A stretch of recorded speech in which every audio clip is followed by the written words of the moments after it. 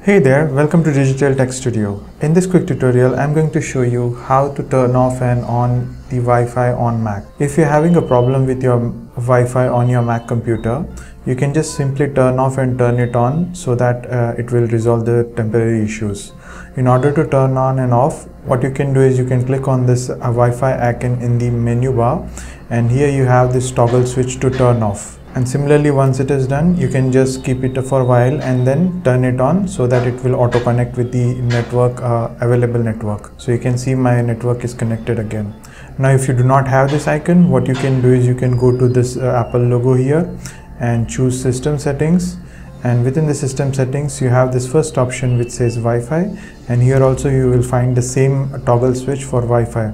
You can just simply turn it off to turn off the Wi-Fi completely, and you can just wait for a while and turn it on so that the Wi-Fi is connected again.